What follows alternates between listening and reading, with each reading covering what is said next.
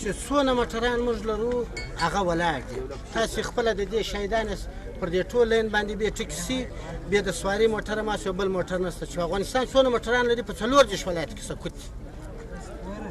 موږ د چا څه څه نه غواړو، خیر نه غواړو، فکرجن نه یو. په روسش کال 1,25,000 ټنه غنم دې ملک ته راغله. یو ډریور دې ګوته پورته کړي چې ما ته یوه دانه چا راکړه. موږ یې نه غواړو، دا د مسکینانو دي که د خېټورو دي، یو چاته دې نه ورکوي. موږ مزدوري کوو، خواري کاږو.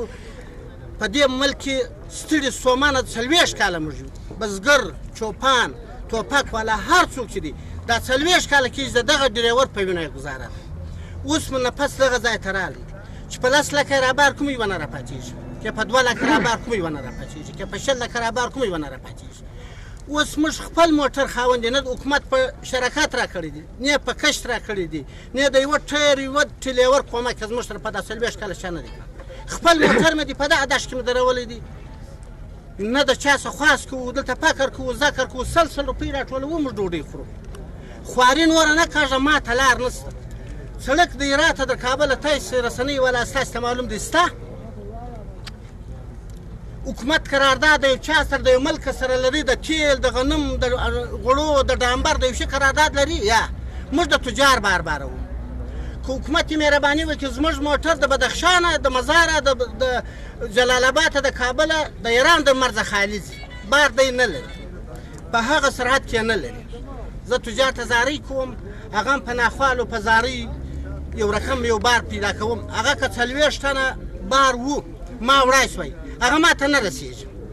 هغه سړي ته بار رسېږي چې هغه 1.5 ټنه موټر رابارولی شي، 1.5 ټنه یې بار جوړ کړی دی. هر سړی خو د 1.5 ټنه بار موټر نه لري.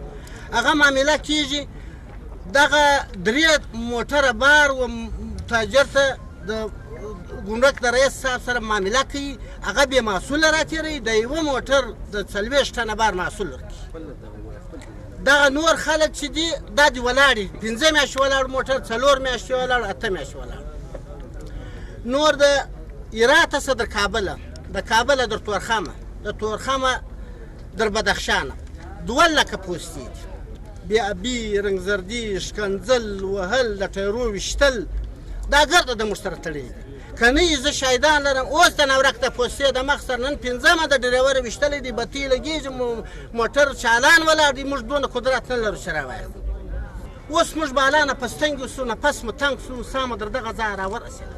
دا خپل موټران مې چې دلته مې درولي دي، وګورئ یو سرویس پیدا کړي دلته چې ولاړ دی، یو ټپي پیدا کړي، یوه زنانه پیدا کړي. دا زموږ خویندې مندې دي، دا عجیزي پر دې لري. پوښتنه مې دغه ده چې دا پوستې د ټول افغانستان څخه ډامبر ایسته نشي، پر ټول ډامبر به موټر یې.